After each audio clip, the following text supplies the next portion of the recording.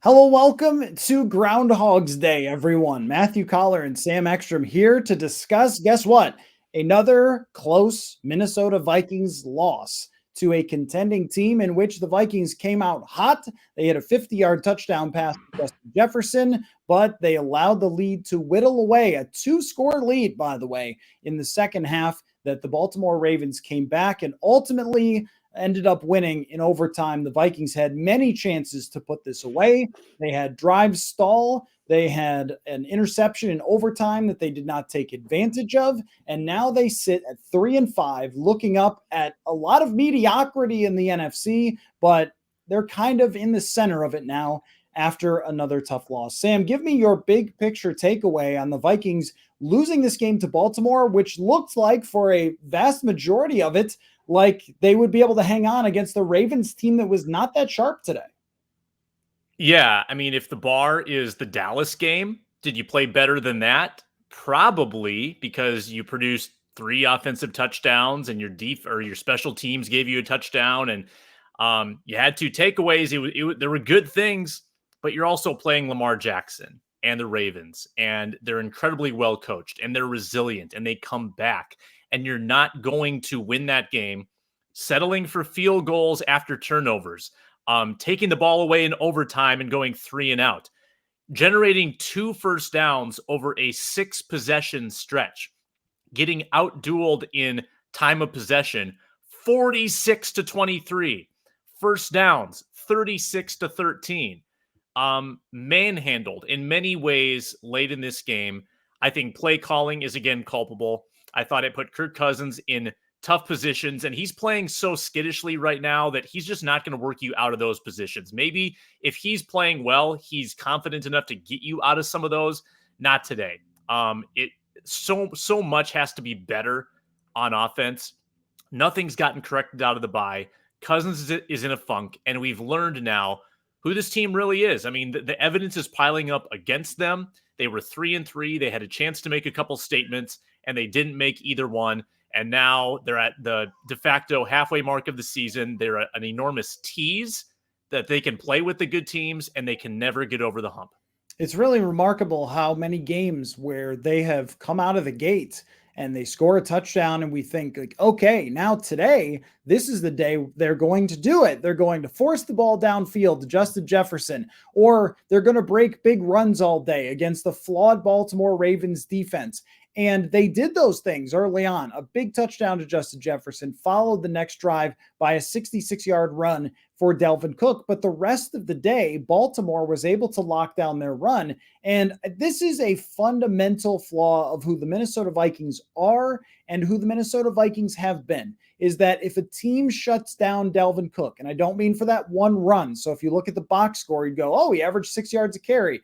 But averages work this way. You get 66 on one, and then the whole rest of the game, you get a lot of TFLs, and you're caught in the backfield for an 8-yard loss or something. Now, and a lot of this, of course, is offensive line too, that they did not block particularly well on this day. But when you rely so much on the running game, and when all of your play calling is centered on get the ball to Dalvin Cook, give the ball to Dalvin Cook, that you put yourself in positions where you have to hit on third downs. And early in this game, they succeeded on third downs. They looked great. They hit some big plays. The touchdown to Jefferson was on a third down and long, but hitting on third down over and over and over again, it's one of those things that kind of goes up and down and can go cold for a long period of time. So when you look at the play calling, the number of times that they ran on second down and long and got stuck or got 2 or 3 yards, they kind of walked right into those third downs and long. Even then, though, Sam, even if you say, well, look, you didn't play call efficiently against a team that is generally very efficient in the Baltimore Ravens, so they're going to get you if you do that. Not being able to get the ball to Jefferson and Thielen the entire rest of the game. I mean, this is a thing where you just throw up your hands and say, well, this is why Stephon Diggs is in Buffalo at the moment, because they wouldn't throw him the football. Eventually, Justin Jefferson is going to get frustrated. I can guarantee you that Adam Thielen has had enough of this after a 2-catch day, including an incredible reception for a touchdown.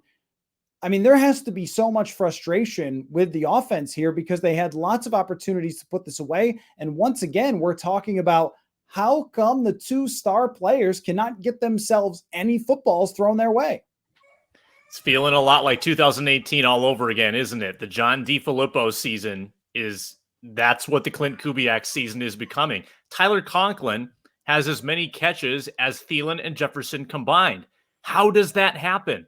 And so many of the Conklin catches are Cousins intentionally not throwing to his best weapons and instead checking the ball down, keeping it in front of the sticks, which I think is one of the most frustrating things to watch if you're a fan of the team.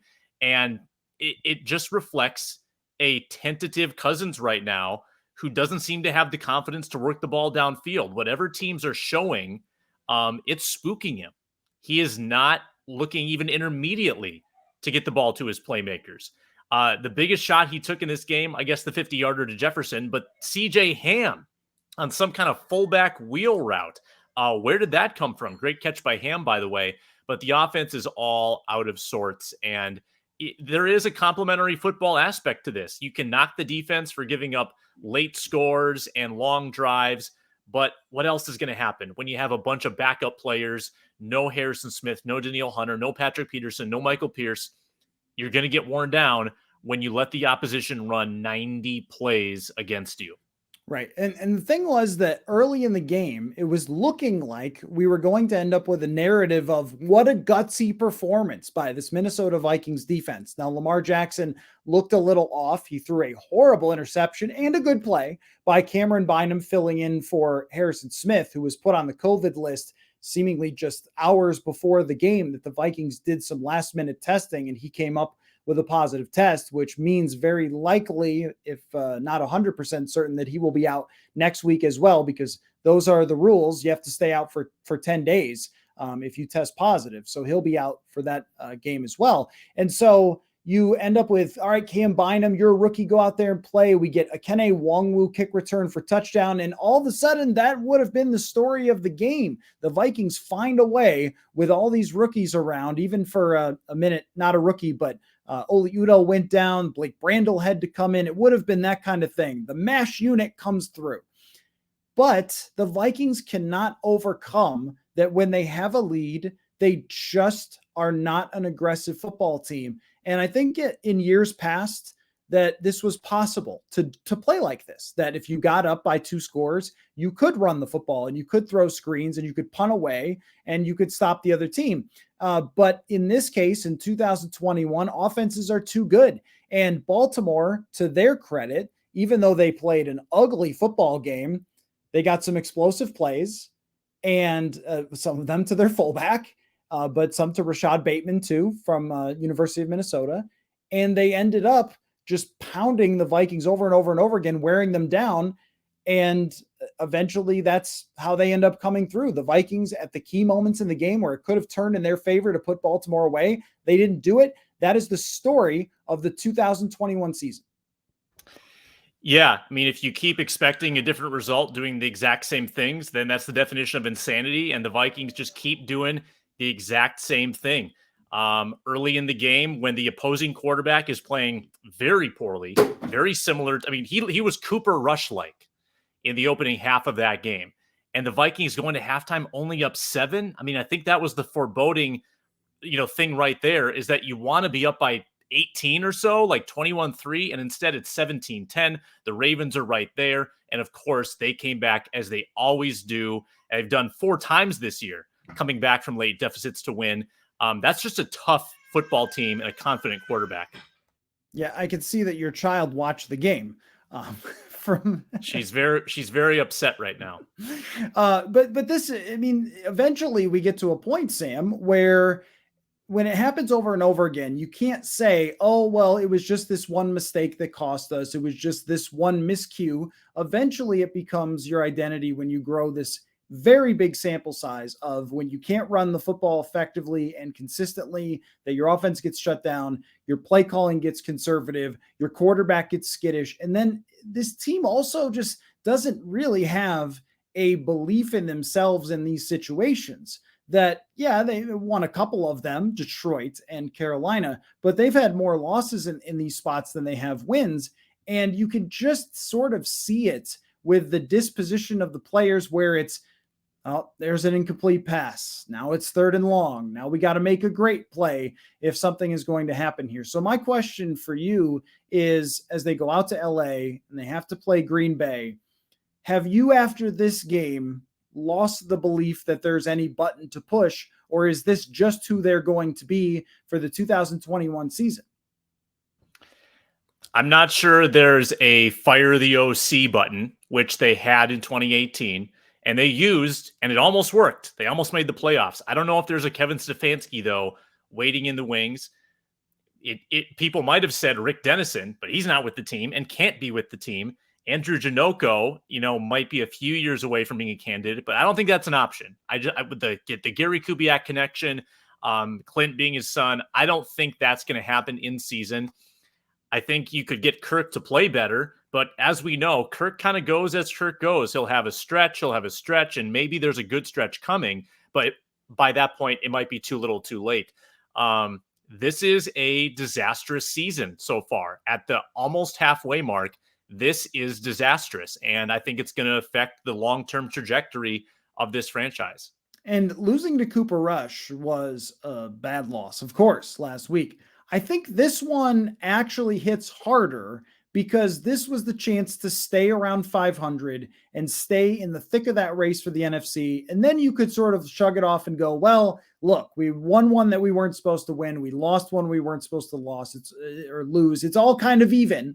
And we're a 500 team, and that's who we are. We've got a chance to be better in the second half. Hey, get us through these next couple of games, split them, and then we've got another Detroit, then we've got some Chicago, then some prove it ground against Green Bay. This one had a domino effect that makes everything so much harder, because now to get into the area of having a good season, now you have to get blazing hot through the second half of the year. And it's remarkable, really. They've had these injuries on the defensive side and Harrison Smith out on the defensive side today. But on the offensive side, they've been almost completely healthy. They missed Garrett Bradbury today. I don't know how much of a difference that made maybe in the run game to not have him, but he'll be back there next week. And he was there before, and it wasn't making a huge difference. So it's the same offensive players week after week after week. It's not, oh, you were without Jefferson or Cook. For some of the games, they played well without Cook.